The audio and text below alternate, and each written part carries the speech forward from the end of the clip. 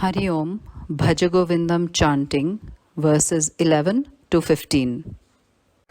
Ma kuru dhana jana yauvan garvam harati nimeshat kala sarvam Mayamayamidam akhilam buddhva brahma padam tvam pravisha viditva Dinayaminyav sayam pratah shishiravasantav punarayatah Kalah kridati gacchatyayuhu tadapi namunchatyashavayuhu Kate kanta dhanagata chinta vatulakim tavanasti niyanta Trijagati sajjana sangati reka bhavati bhavanavatarane nauka Jatilo mundi lunchita keshah kashayambara bahukrita veshaha Pashyannapi chana pashyati mudho yudara nimittam bahukrita veshaha Angam galitam palitam mundam dashana vihinam jatam tundam Vriddho yati grihitva dandam tadapi namunchatyashapindam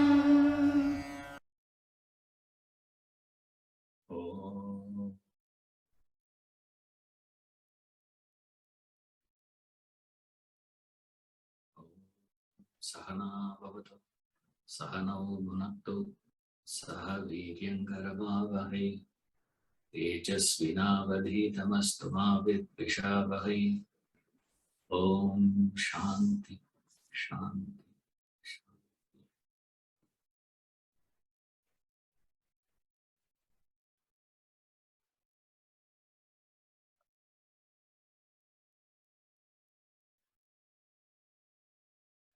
Shankara's advice is to transform this kama vikara to kama vichara. This vikara should become vichara. This kama vichara is ugly. Kama vichara is the solution, is beautiful. You inquire into the desire.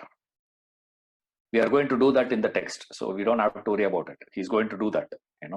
How do you do this inquiry on desires? We are going to see that. Yes. As you keep going, he gives an explanation. When that knowledge of reality arises, where is samsara? See, the samsara is taken from two levels. One, in Vedanta, most of the concepts will have two angles to it. One is an absolute level, another one is relative level. What is at the absolute level is different from relative. So when you take this concept of samsara, from the absolute stand, what is samsara, sir? It is the cycle of birth and death is called the samsara. Then you have the relative angle. Relatively speaking, samsara means the pangs, the pain that you go through in life. That is known as samsara here. The pain of life is called samsara. So the pain, when we say, it's not pleasure and pain that we use generally. In this context, pleasure also gives X amount of pain, meaning here pain means agitation, disturbance. Any disturbance is known as samsara. Even the pleasures causes the disturbance to you. Like pain is causing disturbance, pleasure also causes a particular disturbance. So you do get this disturbance either case. So we say samsara means what, sir? Samsara means both. It means generally disturbance. Anything that causes disturbance. What causes disturbance, sir? Pleasure also causes a disturbance to you. Pain also causes disturbance to you. You are not balanced. When pleasure comes, you get excited. When pain comes, you get dejected. Nevertheless, excitement and dejection both are agitation. This is one form of agitation, that is another form of agitation. That's about it. So when he says, when the knowledge of reality arises, where is this samsara?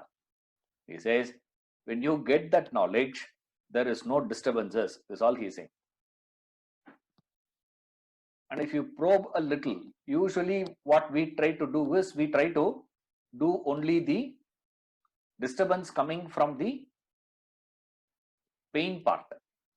The pleasures of life causing the disturbance, usually we ignore. The tragedy is, that's where we get involved. That is what is causing us more agitation and more disturbance. You get disturbed more in that. So he says, when you gain that knowledge, what comes? Then we see this from absolute angle. From the absolute level, samsara means what, sir? Samsara means the world. What is that? Means the non-apprehension of that reality creates a misapprehension of the world. A famous example they give in the scriptures is, the non-apprehension of the rope creates a misapprehension of the snake. Non-apprehension means what? Not seeing the rope as the rope, not understanding the rope as the rope, not recognizing the rope as rope. When you don't recognize, when you don't see, when you don't understand the rope as rope, that ignorance creates a misapprehension, creates a misunderstanding. The non-understanding creating that misunderstanding. That non-understanding is called ignorance. Non-apprehension or not understanding the rope as rope is called ignorance of the rope. So with the knowledge of the rope, the ignorance goes. Along with the ignorance, what happens? The misunderstood snake also disappears, automatic. You don't have to put in any extra effort to chase the snake away. You don't have to call the snake catcher or the snake charmers and all that.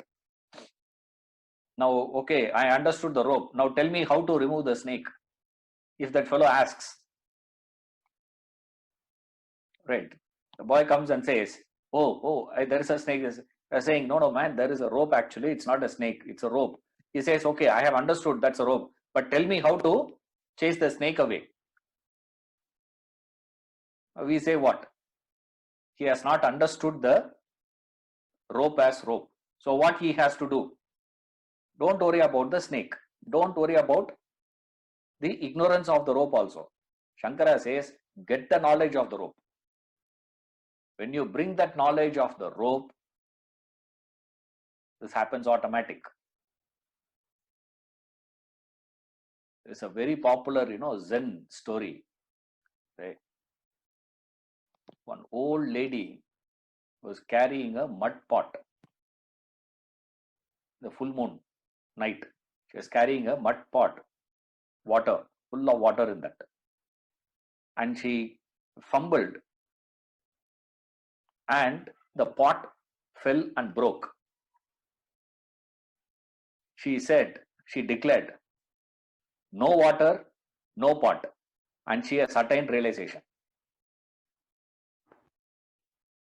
No water, no moon, and she became a Buddha.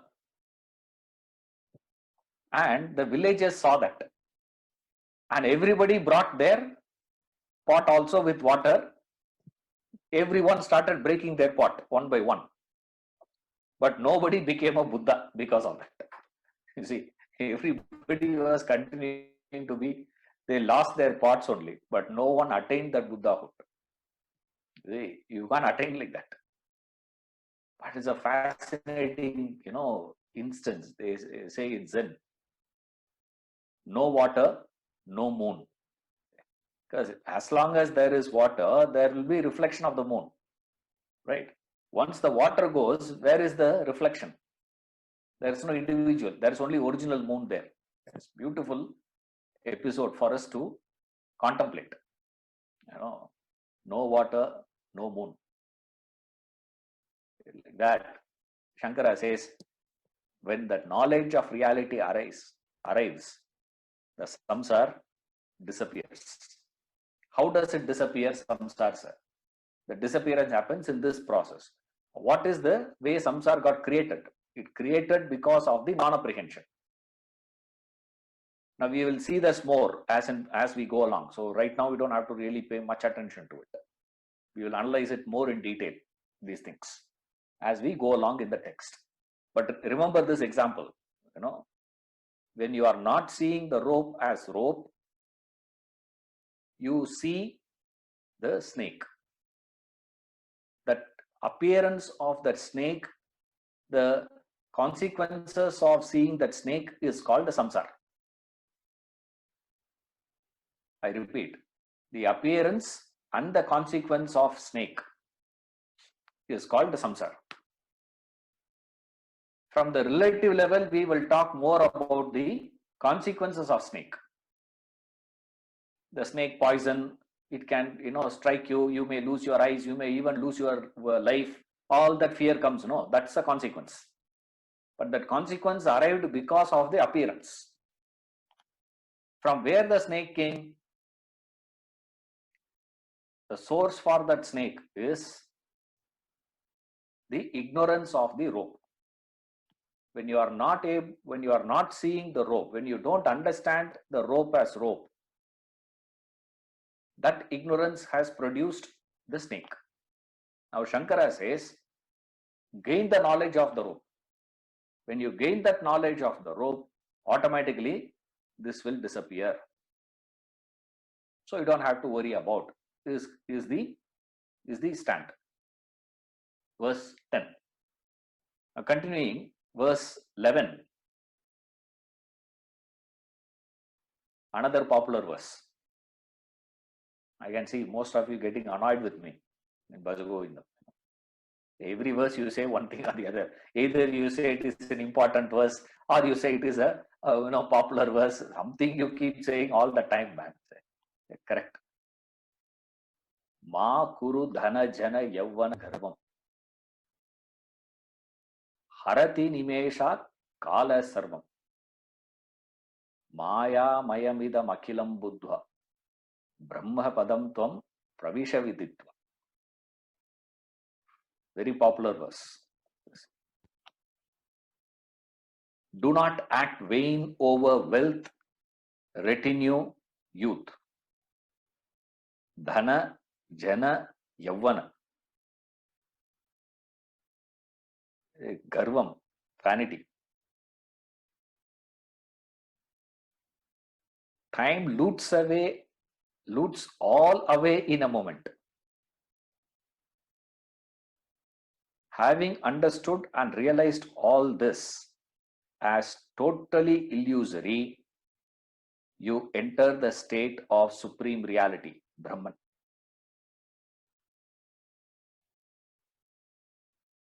Do not act vain over wealth, retinue, youth. Time loots all away in a moment. Harati nimesha. Harati means looting, loots away. Nimisha, in a moment. In a moment, time loots away all this. Understand this. Having understood and realized all this, Akhilam Buddha, having understood all, the entire world as total illusory, you enter the state of supreme reality, Brahman. You have that garva, he says. That ego, the ego that you carry with what? Your ego is founded on these things. Remember this. We all think the ego is inside. Now, ego is not inside you. Remember. The location of ego is not inside you. The location of ego is the things that you are carrying with you. What are the things that you carry? He gives three beautiful examples. 3 dimensions. Your ego is founded on that. You have that garva. Now here this ego means arrogance. Now here ego is not to be taken as individuality. In some places when we say ego, we mean the individuality. Here we mean ego here means that arrogance. The arrogance of wealth. That arrogance of youth. See, the arrogance of following people around. Where you see all that, sir? You see all those things, when you see a man who is the IAS officer, retired IAS officer goes for a walk. The serving IAS officer goes for a walk. Is it the same? It's not the same. And this fellow goes for a walk, there are 4 fellows going along with him. The 6 security guys. They keep talking in the walkie-talkie to others. Yeah, sir has started from here. Tang, tang, tang, he comes. He comes outside. In Chennai, when I go there, I see, near our house there, in Chennai, near my brother's house. There, that's IAS, IAS officers' quarters. All this commissioner and this one, all of them, live there. And we see them, when they go for a walk. It's amazing. In that same IAS officers' quarters, we have retired IAS officers also. They also go for a walk with their dog. The dog goes ahead of them. Even the dogs don't follow them. As the sitting IAS officers, you see, they are like, my God, you should see the way he walks. You see, it's a very different thing when he is a sitting judge and a retired judge. You see, the retired cricketers and the cricketers who are playing now. You see them, sports. You see people in the movie, entertainment industry, and all that, as long as the same way, as long as a man is working and he gets retired, let's say, right? It's a torture. That is why a businessman will never retire. Politician, impossible. Why? Because they move out of it, their entire standing is on that position, that power, that they feel that they are worthy of something only when they have those things. If something is taken out of you, you feel, what are you? I know a family, they buy this luxury car and they drive. I'm not against luxury cars, but why do you have to have it? right? For what you have it. Now, what is interesting is, take that car away from him, what happens to him? What is so interesting is, after retirement, he will go for a smaller car. That's the best part. And that man thinks he has become frugal now. You can't maintain now. That's all. Now he thinks what? That is frugality. It's not frugality, please. Frugality means when you are working, you should go for it. Now that doesn't mean everybody should go for a small car. I say no. You make a choice based on the different equations, which we will see later. When he does the analysis, there's an analysis he's going to do on wealth. There we will do it. But what is interesting here is, you feel you are worthy of something only when there is wealth around you.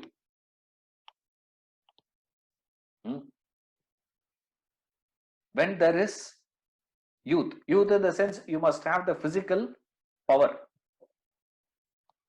You see, and when you have people following, you take pride in whatever you possess. And what is interesting is, should you be grateful for the possessions that you have, or should you develop a pride for that, pride over that? Are you grateful? Do you have that gratitude for your youthhood? Or you feel pride that you are looking young? People ask, no, oh my God, you are not, your skin age. There is a study they do, you know that? They study your skin and tell you what is the age of your skin, not your physical age. Your skin age is different from your physical age. And they say, how old are you? I am 54. Oh, your skin age is only 39. And you see there, you look into their eyes. So I'm not saying you should not look young. Of course you look young. There's no problem in that. Nothing wrong in that. Right? But you look into their eyes, they don't feel grateful. You see, immediately they take the credit. So for all your achievements, the wealth, that youthhood, the following, for all that you are carrying with you, you are taking the credit as though you own it. Now what Shankara is saying is, think carefully what actually happens. What happens is, your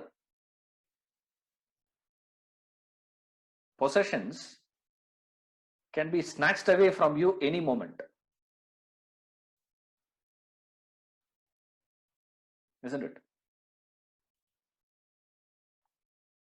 November 8th, 2016. What happened? One announcement, finished. After that, anytime, this, Prime Minister speaking means everybody started collecting all the cash, whatever they have.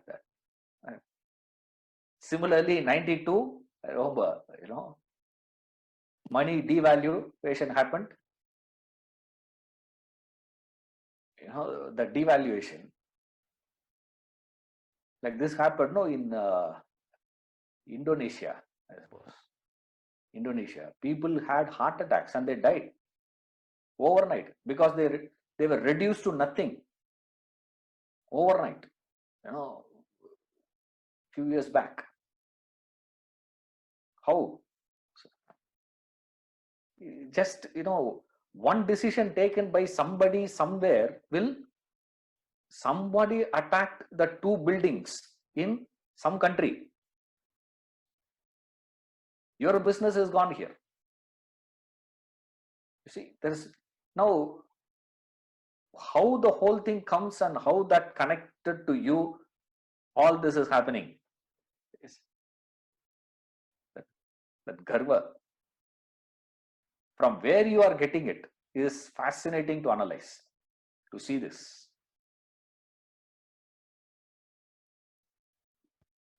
Remember when this person passed away, this actor, one big actor passed away a few years back, right? And people came, one mob, group of guys came, about 30 fellows or so, and they started letting stones at all those, McDonald's gone, this is gone, they had all that, nowadays they are not building walls, now they are putting only glasses everywhere, So what they do is they take stones and start throwing everywhere and break this, break that. Now what is interesting is, you catch hold of all those fellows individually, ask him to walk in the street. Now take the stone and throw. Will he do it? Individually, none of us have that stamina or strength. But collectively, we feel very strong. Isn't it? Individually, what is your strength? Individually, what are you? Nothing.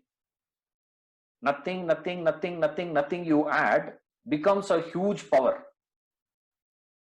And that's what he says. Maya mayamidam. Illusory man. See, strong, strong, strong, strong. All the strongs gets added should become the strong. Correct. How can all weak, weak, weak, weak, weak add becomes very strong? It's totally illusory in nature. That's what he is explaining here. He says, think carefully, man. If it is yours, you should never be able to lose it. You should not lose it. Question is it yours? But what is interesting is, you genuinely feel it is mine. That's the best part of it. You feel this is mine. And it's a fantastic investment that you make for your ego. Your ego makes certain investments. If that investment grows, your ego grows. If the investment goes, your ego gets defeated. That's all. Where you have made that investment, each one of us make investment in one area. You see, one person will make investment on money, another person will make investment on youth, another person will make investment on people. That's a different thing. Or don't put all eggs in one basket. Little here, little there, little there. This is what all of us do. Little on people, little on your own physical strength, and little on wealth. So that you get the one, there will be check and balance. If this goes, that will come and support. If that goes, this will support. Something will support. See, he says, no. In a second, the whole thing would be taken away from you. Harati nimeshat kala sarvam. The youth has that arrogance of youthhood. What's that? Strength, physical strength. Old man who is struggling to even get up, to walk, he will never have that ego. Have you seen? The old man, or even when you are sick, right? When you are sick, when you have, temperature, 104 temperature, you can't even get up from the bed. You need somebody to come and support you to pull you up. You're so exhausted. Will you have ego at that point of time? Huh? At that point of time, you are very, very humble. Right? You look so humble.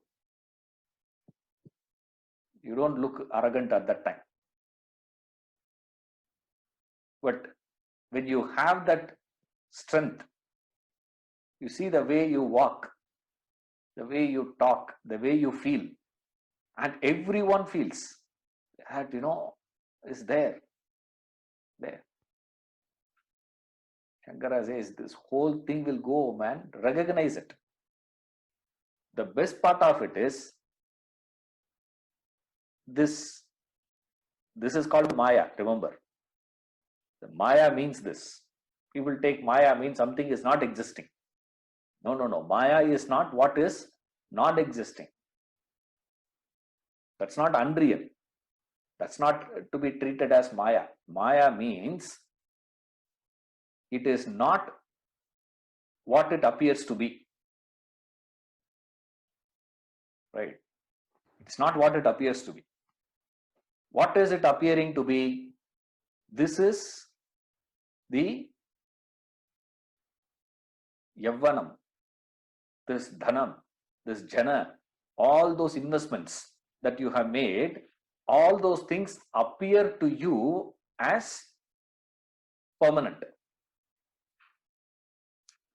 To you, it will look like that.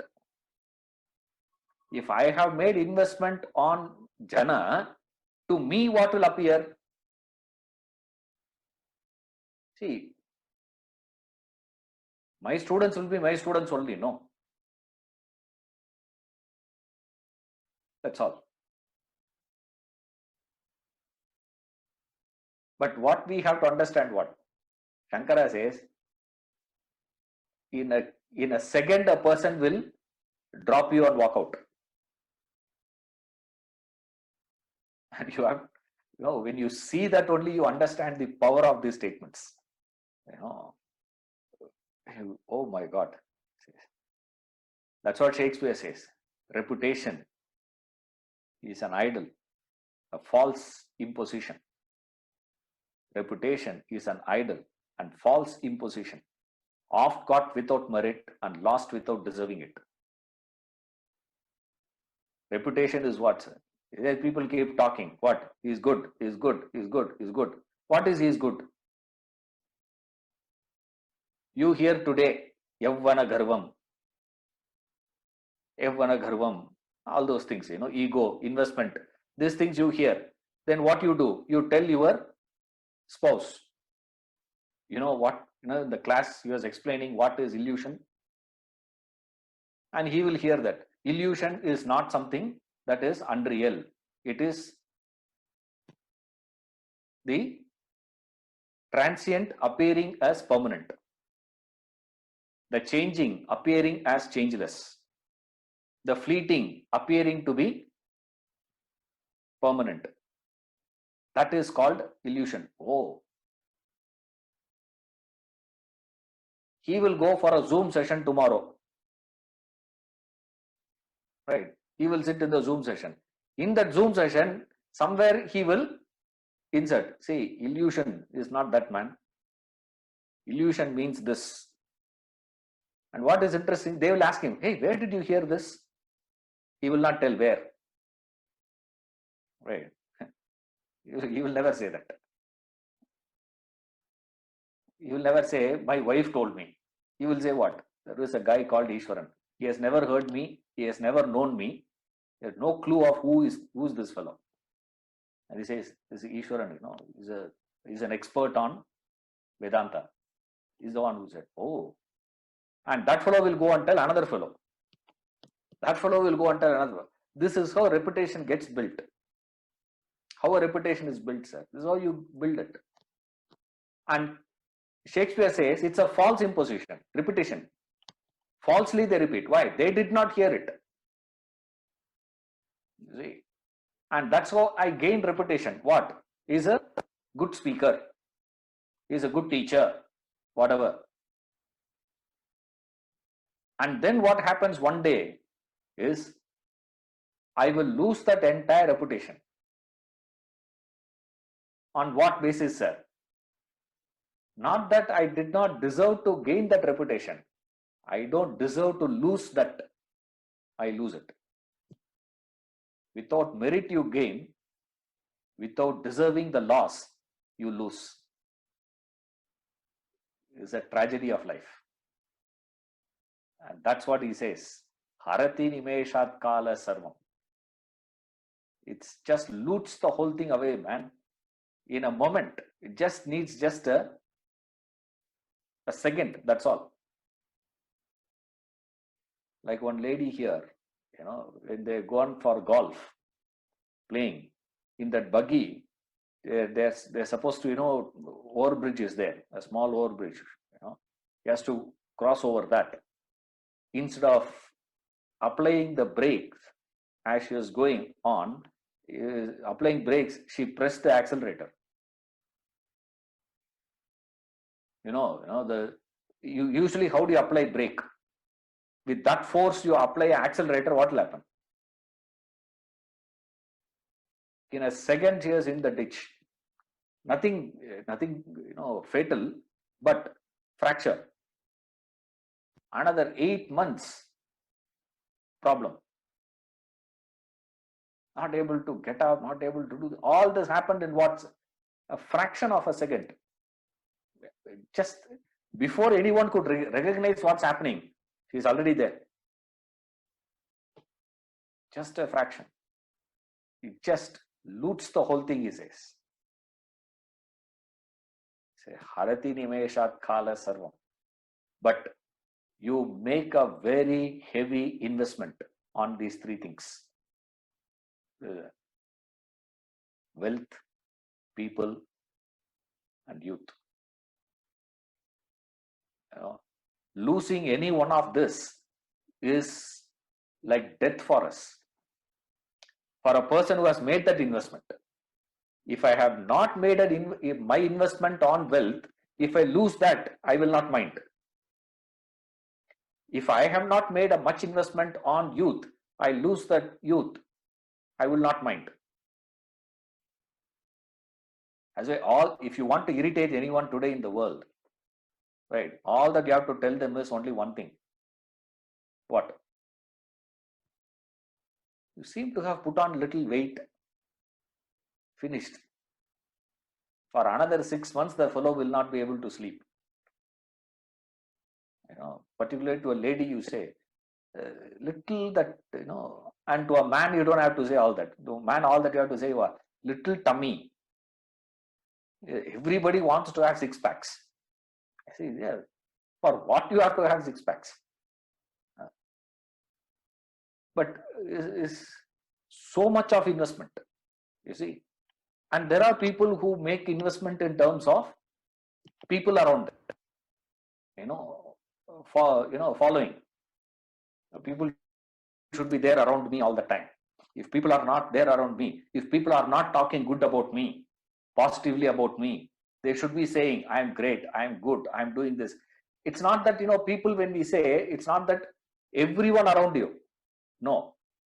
I want to hear that from that particular group of people. That's called investment, remember. That is where your ego is. If that person is not giving that recognition, if that group is not giving that recognition, then finished. Then it is highly agitating, highly disturbing to me.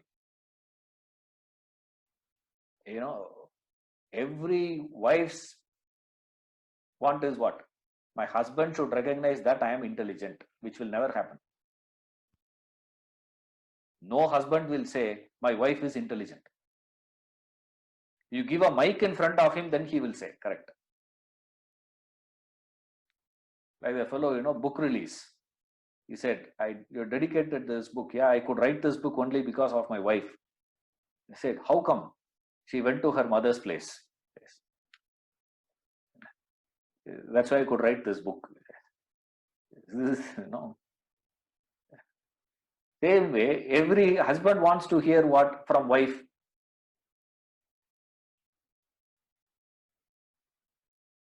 You are honest. No wife will say, die. Every husband and wife, they come to party. Look at all wives. Wherever they are, one eye is always on this man. What he is doing, where he is looking, who he is looking. One eye is always there. Nobody will say that. Why? That's what the nature is. But you want only that.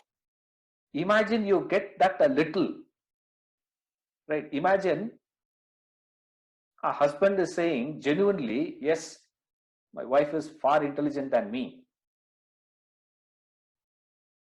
If you were to say that, that's what we mean by your ego. See, when you are not getting it, there is no ego investment. You should get it first. You should get wealth for you to make an investment on that. Your ego to be standing on it. When you are not having wealth, obviously you will appear very humble. Remember that. That is why when you people go to village, right? When you go to the countryside, you go, those people will relate to you very nicely. They'll talk to you in a very polite manner. They deal with you in a very humble manner. But remember, that's not humility. Now, humility you recognize not by the way you behave in front of someone who is superior to you. That's not the standard. That's not the yardstick. Nor can you decide that I am going to be behaving so humble in front of people who are lower than me. That is not possible. It will be a fake. You know, it is so artificial. Like, you know, when you interview all these people, you know, they address their own kids with respect. With respect they address.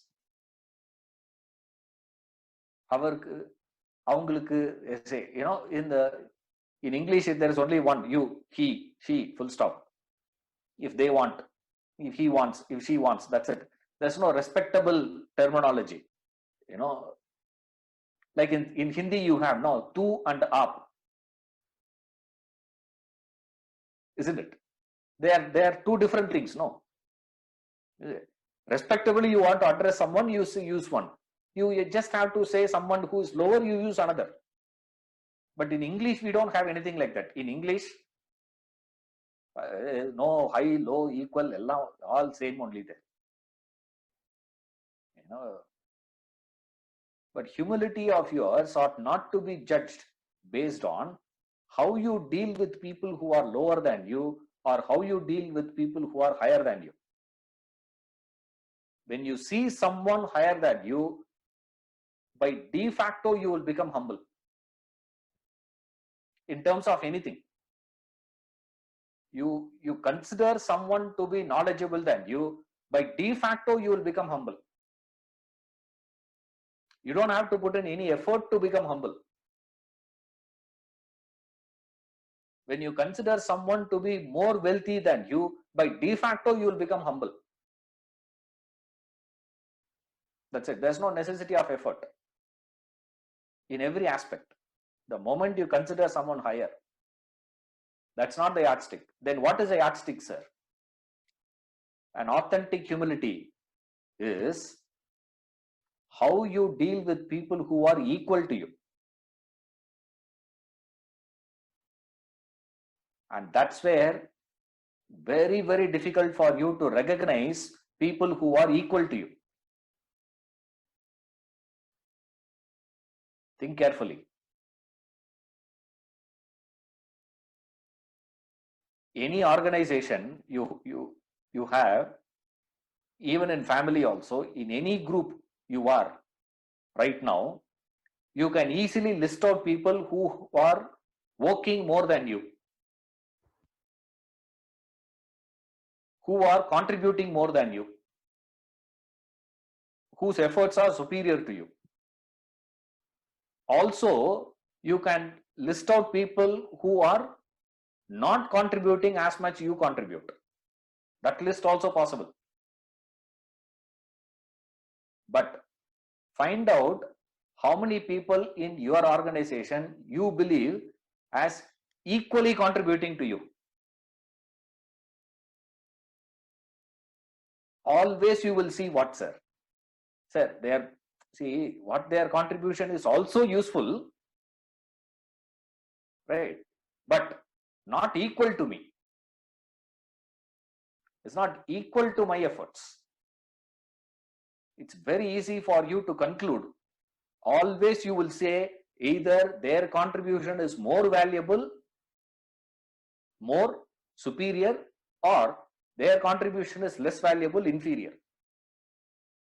In quantity, also quality. But almost impossible for you to find people who are equally contributing to you. Almost impossible, that is.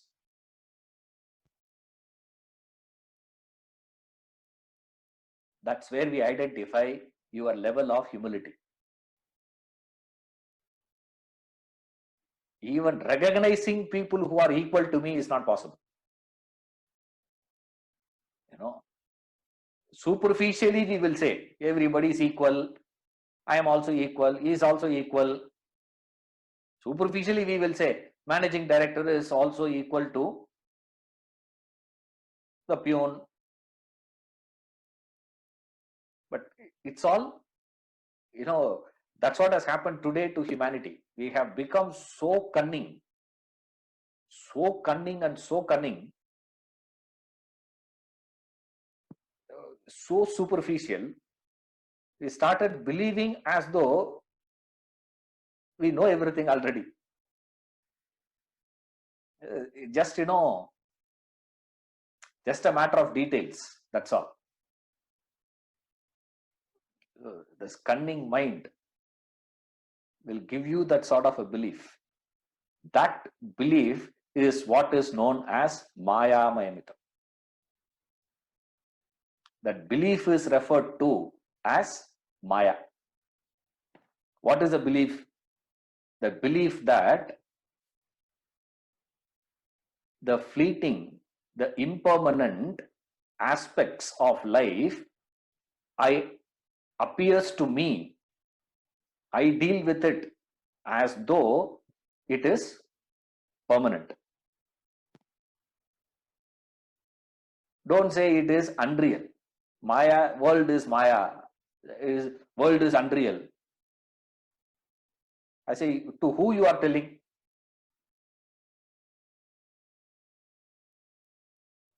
I am telling you are unreal to you. When you say world is unreal, to whom this declaration was made? Don't keep discussing like that. That's where people go into the theological dimension and start getting into this arguments and thinking and all those things. No. Don't get into that sort of a thought pattern, please. It will not help you in any way. Whether God is real or world is real. I wish God is real. I wish God is there. For what? I wish God is there. For what? God should be there as a utility product for you, isn't it? Utility value. Any God which gives you that utility, you will go ahead with that, full stop. What difference does it make? Isn't it? Somebody says, go to the temple, tie one coconut and come back. Your problem will get solved. People go and tie coconut and come back. But the problem doesn't get solved. They think what? That God is not having that strength to solve my problem. So what to do? Go to another temple or go to another man. Go to another horoscope fellow. Make one here, one. Everything you do on basis of what, sir? Even God you wanted to use only for the utility purpose.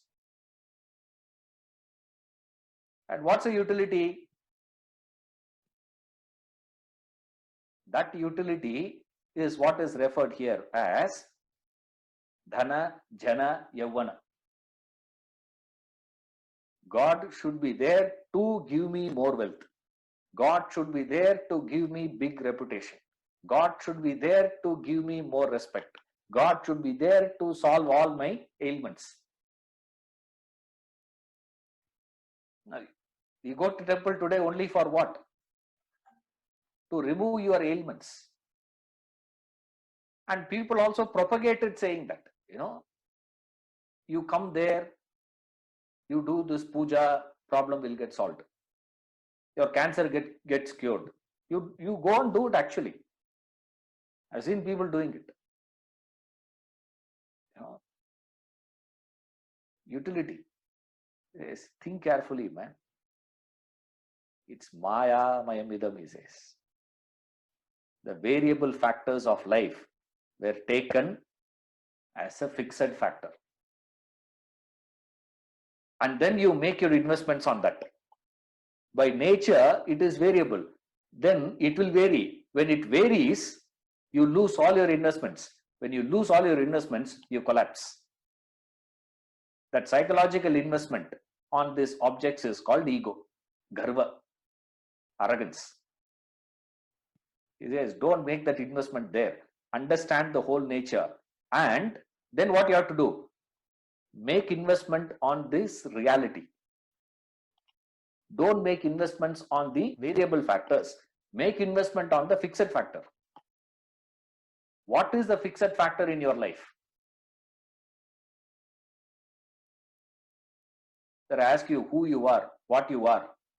The fellow says, I am this person, I am this tall, this weight, this height, this address, this is my education, this is my this is my that, all those things. He says, I'm not going to give an answer. I'm just going to ask a question and move to the next point, okay? He says all those things, right? Ask him to introduce himself. How do you introduce yourself? Each one of us have our own things, way of introducing, right? I've studied here. This is my name. This is my father. This is my, horoscope. This is what this. So many things you tell about yourself. Okay. Now, a fellow meets with an accident, forgets everything. Will he continue to exist or not? He forgot his name. He forgot his address, his education, his knowledge, this family, everything is forgotten. Will he exist or not? How much is worth, he forgot. Who are his people, he has forgotten. Everything is lost. Will he exist or not?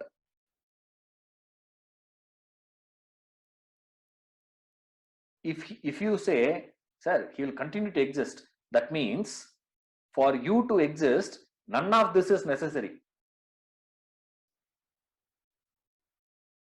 Isn't it?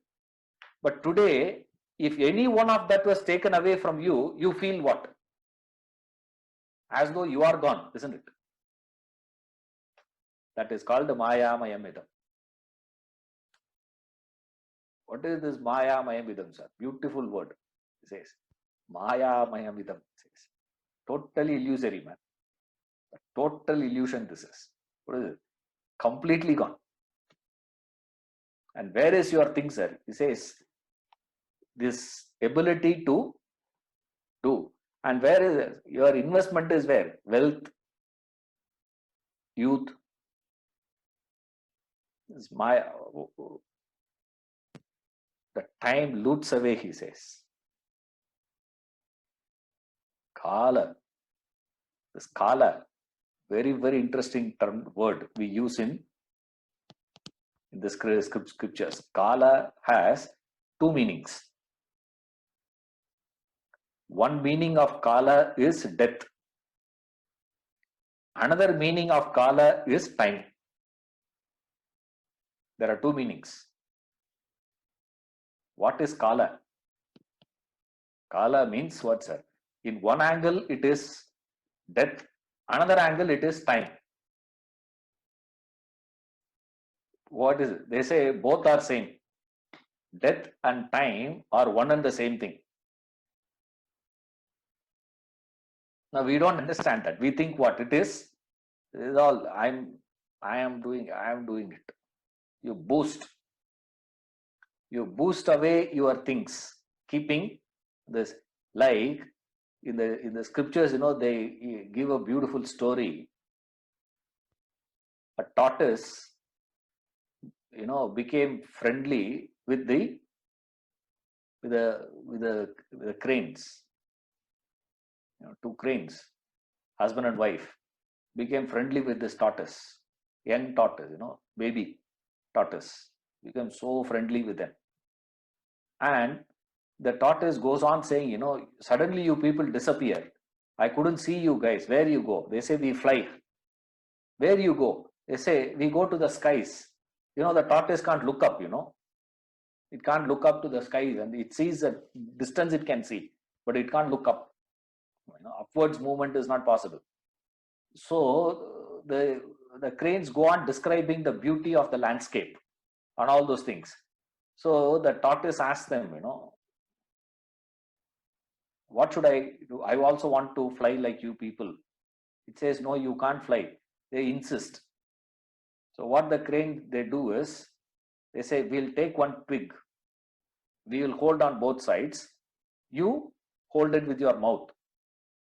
And when we fly, along with the twig in our beak, you will also come up. You can see from there. I thought he said, yeah, fantastic plan. Let's go up. It went up. It goes up, it goes. And it starts seeing from there. And the fellow forgets in that beauty.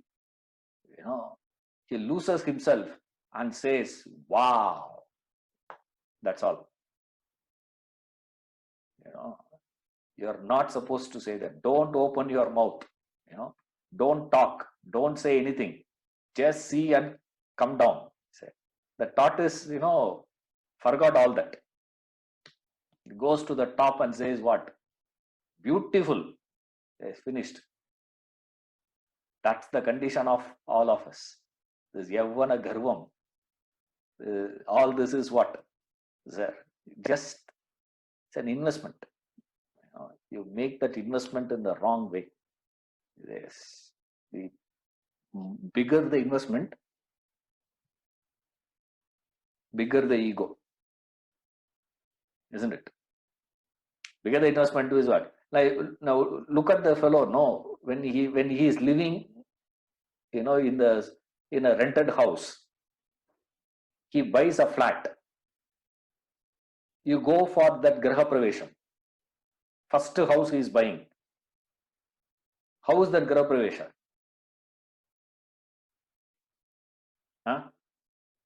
Then he is growing in his business. He is buying the fifth house. What is the graha pravesha? When he bought the first house, how he felt, and now he is buying the fifth house. How he feels now? Most of those people don't even have graha pravesha. I'll just say documents been signed, this has been done, and they say convert it or give it off to rent. That's it. Or the fellow says convert that into our guest house. Keep it as a guest house or give it for rent. That's it. There is no big, he doesn't feel anything, you see. But whereas when he got the first house, he felt something. Why? At that point of time, that was considered as investment. He feels that ego. Fifth house, he doesn't feel that ego at all. It's boring. But when he loses that, what happens? That's called Maya. See, when you have the 5 houses, you lose that 5 houses, how you should feel? You gain 5 houses, you don't feel much. But you lose 5 houses, you feel like what? Like a lot of people, in that stock market, they lament, oh, I missed here. 15 lakhs gone. 15 lakhs gone. 15 lakhs gone. Ask them, what is the 15 lakhs gone? The wife says, it actually happened here. So fellow, he called me for dinner and he was constantly telling me, 15 lakham, poch, he said, 15 lakhs gone, he says. And he is asking me to have dinner. I was not sure whether to have or not.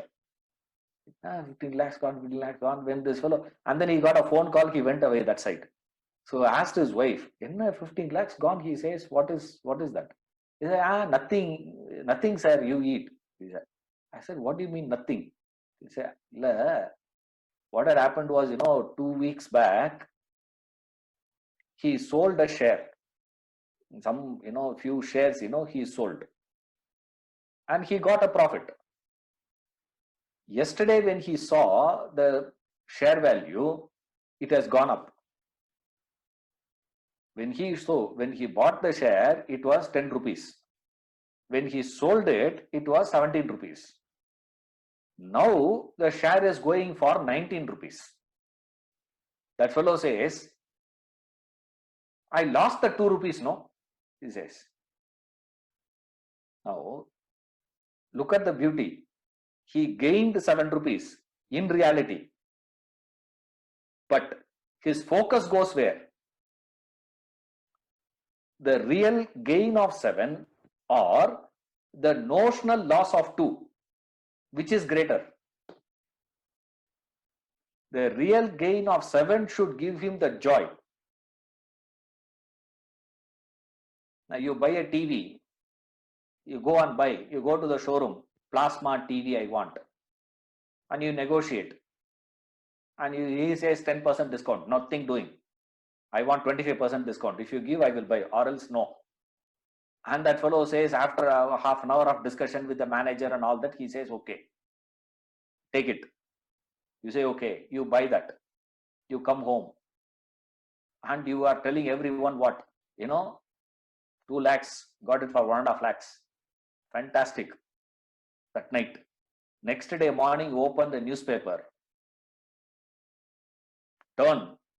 First thing that shows what? Sony TV, 35% flat discount. What happens to you now?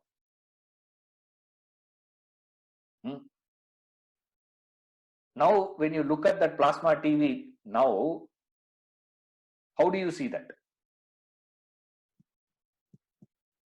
Remember, this is called Maya. Notional. Now, don't say world is unreal. This is what people will go on talking. Maya means what, sir? World is unreal. What is unreal? Now, to you, which is real now? Which one you go by in life? Do you go by the fact that instead of 2 lakhs, you got for 1.5 lakhs, or you missed that 20,000? Today, if you would have ordered, it is 1,30,000 only. 20,000 you have paid more. And everyone thinks like that. Every time, you buy something and the price were to drop, you are finished. You feel that what? I should have waited. You sell something and that price goes up. You are. That is the meaning of involvement in wealth. Don't say wealth involvement means every one of you will say what? Sir, I don't have this problem of wealth. Anyway, I don't have any following. So at home itself, nobody listens. So following problem I don't have. Youth, I don't see anybody youth here. Right. Only my photo I have to see. If at all youth means. Everywhere, people are superior, older only comes. They say, where is a youth? There's no youth. So youth problem I don't have. Wealth problem also I don't have. I'm not such a greedy person. Remember, when you say an investment on wealth, your ego is thriving on the wealth. It's a fleeting one. It disguises itself. It is so deceptive. Deceptively, it takes you. That's what he means by Maya Mayamidam. It's not direct. And we think, I don't have this wealth. Why? Because I do charity, Ishwaran. I gave, for this corona, how much I gave? I gave this much, I gave that much. I say that doesn't mean you are out of wealth, please. Still, when you buy something and the price drops, doesn't make any difference to you. Then there is no investment on wealth. Remember, your ego thrives on such investments, thrives on these possessions. Whatever you call as mine, that ego is sustained by those things what you call as mine. This is mine, this is mine, this is mine. That is why in Vedanta, we never talk about ego directly. We always talk about mine. That is why in Yajna, when you do, every time you offer, every time you say the mantra and give the tahuti, you say what? Indrayai swaha, Indrayai idanna mama. You say Agnaye swaha, Agnaye idanna mama. This is for Agni, this is not mine. This is for this, not mine. This is not mine. This is not mine. And you slog and slog and slog to build it. And then you have to say, this is not mine. That is called yajna. That's how you grow. Wherever, you don't slog, actually speaking. You just, over a period of time, you just work. Everybody works. That working is not equivalent to slogging. There is a difference between slogging and working. That difference we don't understand. Who understands the difference? See, everybody exercises. But only those who say, like this guy, Usain Bolt, says, what is, because it's a very peculiar sprint. Because to do sprint, you should be short. You should not be tall. Tall fellows cannot come for sprint. You see all this big, sprint runners, you see, they are not as tall as Carl Lewis, and all is not tall. Not that they are short, you see, they are not tall. This guy is tall actually. Now, how he is managing? They ask him, how?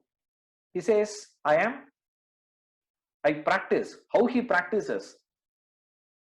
He says, I run and run and run and do the practice. A point would come where I collapse.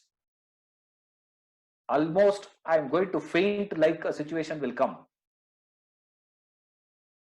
I continue my practice for another half an hour. After that, I run. That's called striving. Everybody works. It's not that we are not working. Everybody has to work. There's no choice. But are you slogging for it? You slog something and achieve that. That you say is not mine. That is called yajna. That is impossible for your ego to accept. You see, that's why you see anyone who is self-made. Everybody claims, I am a self-made man. I am not dependent on anybody. I worked it out on my own. I slogged, I worked. I got it out. And he feels the pride of it. He feels, yes, I have done a workman. He says that. Shankara says, beware of that. Beware of these three. But of the three, now coming to the next one. Of the three, which is the most important one, sir? most difficult thing to drop is the wealth. That garva over wealth is the most difficult thing to drop. The garva, because of the people, it's little easier to drop because whatever you do, they follow out of their choice. Right? You can't force them.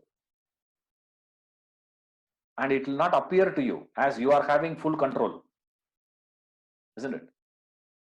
Over the body also, you know that you don't have much control. Whereas with wealth, you feel what? Lifetime, I don't have to worry about. Why? This house is registered in my name. You see, the house is not in my name. That's what one fellow was telling me. I asked him, I'm in real trouble. I said, what's your problem, man? You have a house to live.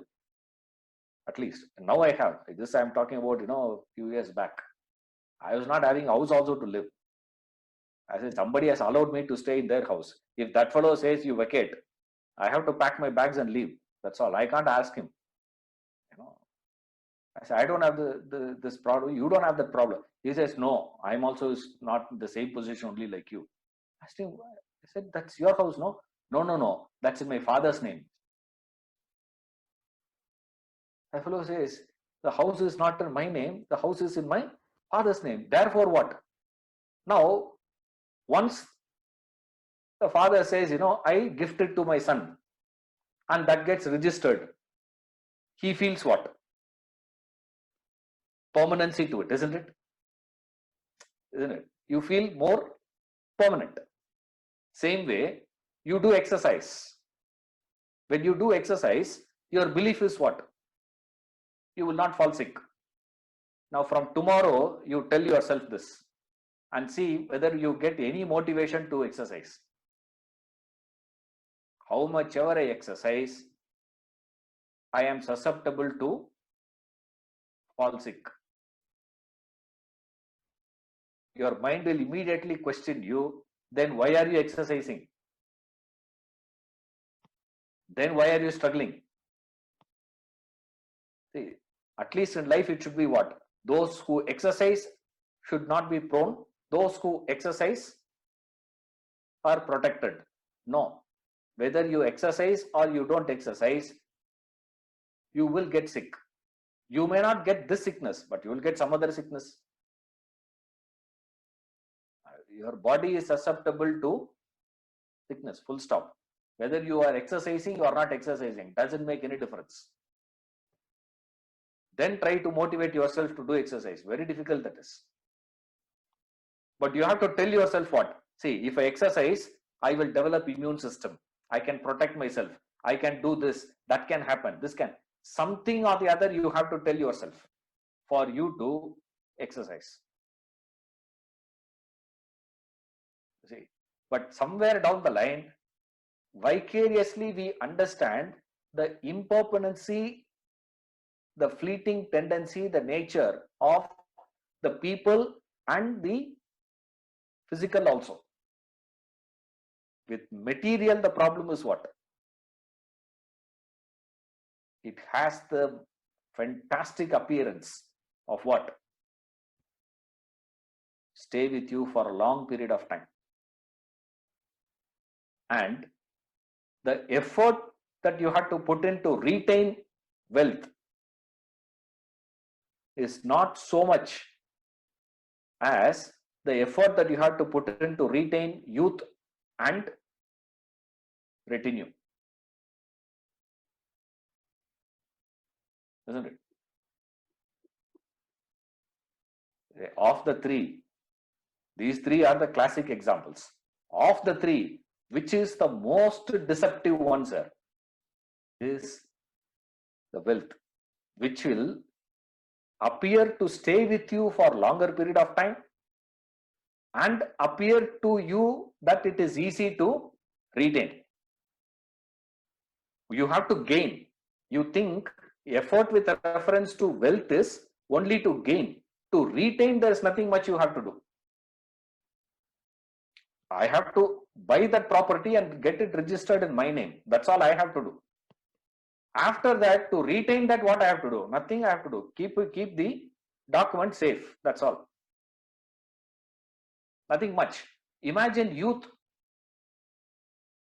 Imagine at 55, you have to appear like 40. How much effort you have to put in?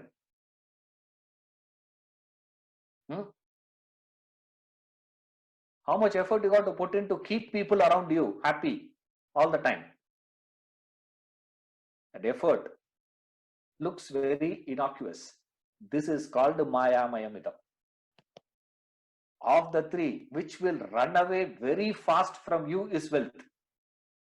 But it is that wealth that appears to you as staying with you for long and easy to retain.